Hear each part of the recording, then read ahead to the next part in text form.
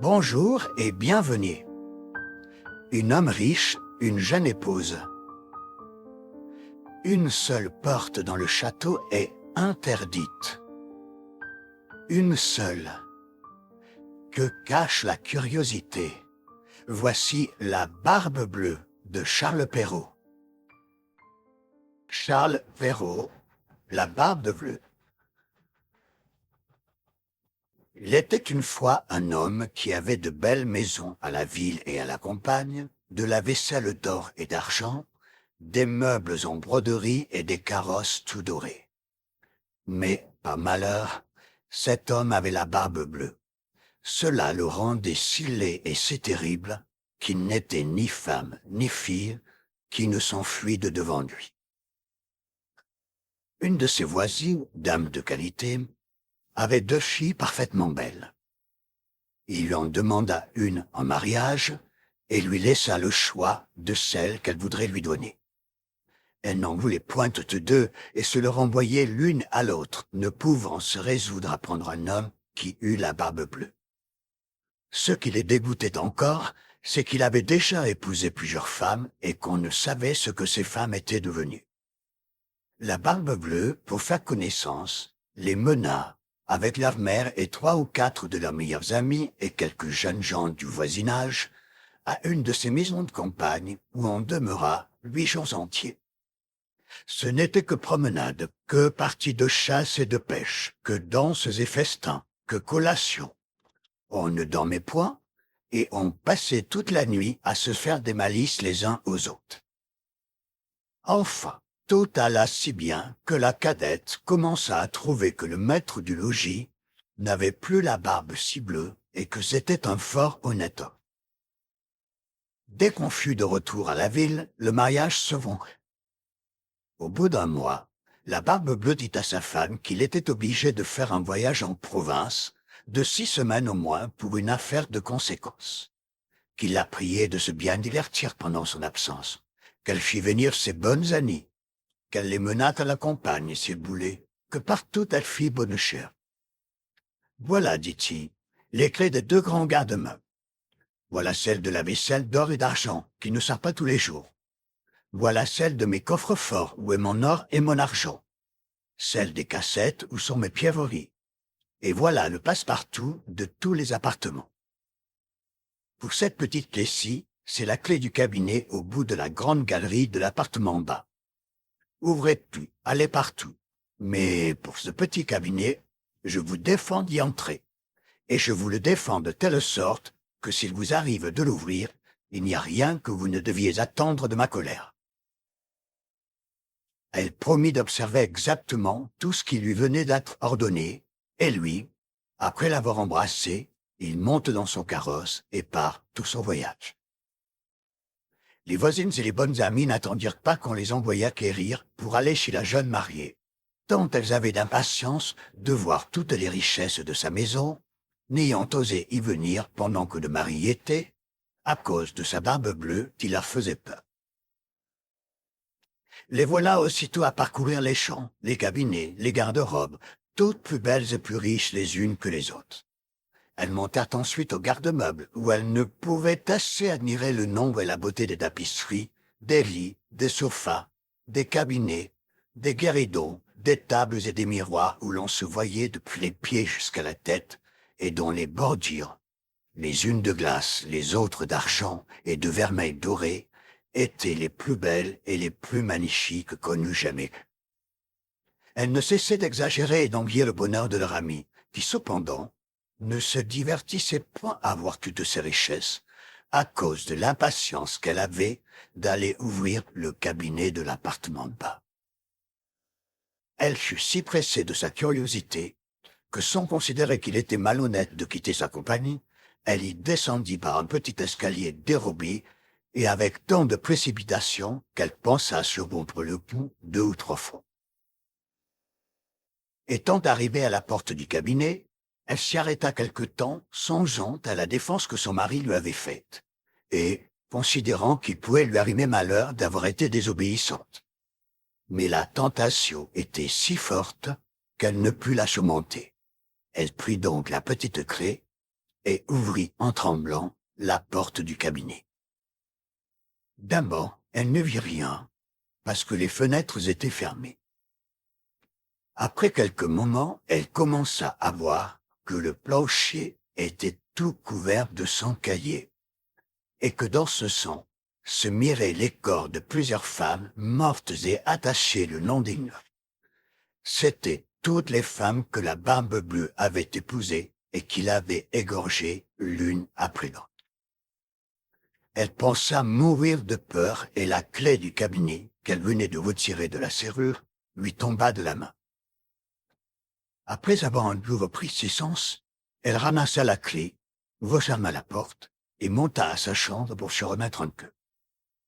Mais elle n'en pouvait venir à bout, tant elle était émue. Ayant remarqué que la clé du cabinet était tachée de sang, elle l'essuya 2 ou 3 fois. Mais le sang ne s'en allait point. Elle eut beau la laver, et même la frotter avec du sablon et avec du grès, il demeura toujours du sang, car la clé était faite, et il n'y avait pas moyen de la nettoyer tout à fait. Quand on ôtait le sang d'un côté, il revenait de l'autre.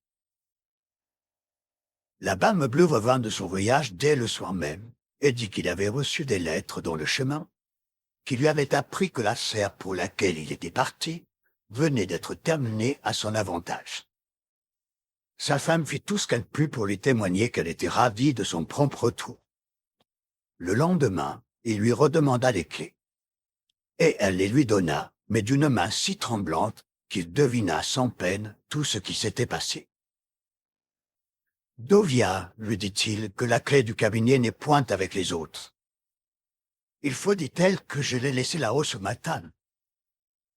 Ne manquez pas, dit la Barbe Bleue, de me la donner tantôt. Après plusieurs remises, il fallut apporter la clé.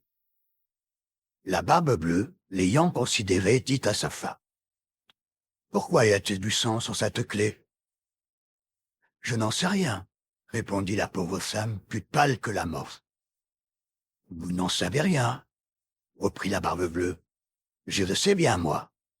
Vous avez voulu entrer dans le cabinet.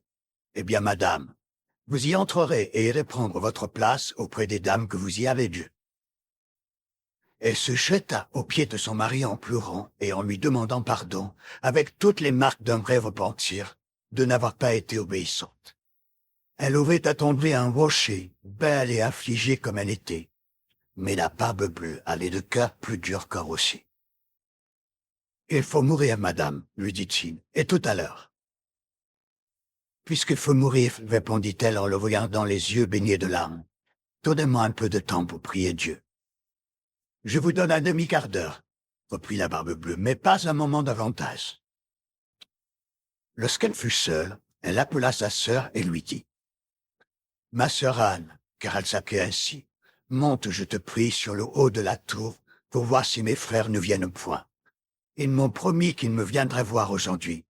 Et si tu les vois, fais-leur signe de se hâter. » Et la sœur Anne monta sur le haut de la tour, et la pauvre affligée lui criait de temps en temps: « Anne, ma sœur Anne, ne veux-tu rien venir ?» Et la sœur Anne lui répondait: « Je ne vois rien que le soleil qui poudroie et l'herbe qui gardoie. » Cependant, la Barbe Bleue, tenant un grand coutelas à sa main, criait de toute sa force à sa femme: « Descends vite, ou je monterai là-haut. »« Encore un moment, s'il vous plaît, » lui répondait sa femme. Et aussitôt, elle criait tout bas: « Anne, ma sœur Anne, ne vois-tu rien venir ?» Et la sœur Anne répondait: « Je ne vois rien que le soleil qui poudroie et l'herbe qui verdoie. »« Descends donc vite, criait la Barbe Bleue, ou je monterai là-haut. »« Je m'en vais, répondait la femme, et puis elle criait: « Anne, ma sœur Anne, ne vois-tu rien venir ?»« Je vois, répondit la sœur, une grosse poussière qui vient de ce côté-ci. Sont-ce mes frères? »« Hélas, non, ma sœur, c'est un troupeau de moutons. »« Ne veux-tu pas descendre? Criait la Barbe Bleue. »« Encore un moment, répondait sa femme, et puis elle criait: « Anne, ma sœur Anne, ne vois-tu rien venir? »« Je vois, répondit-elle, 2 cavaliers qui viennent de ce côté, mais ils sont bien loin encore. »« Dieu soit loué, s'écria-t-elle un moment après, ce sont mes frères. Je leur fais signe tant que je puis de se hâter. La Barbe-Bleue se mit à crier si fort que toute la maison en trembla. La pauvre femme descendit et alla se jeter à ses pieds, tout éplorée et tout échevelée.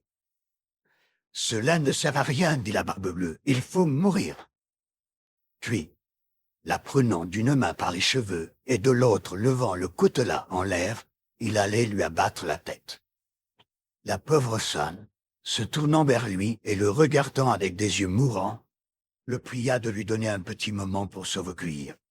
« Non, non, dit-il, recommande-toi bien à Dieu, et levant son bras. » Dans ce moment, on heurta si fort à la porte que la Barbe-Bleue s'arrêta tout.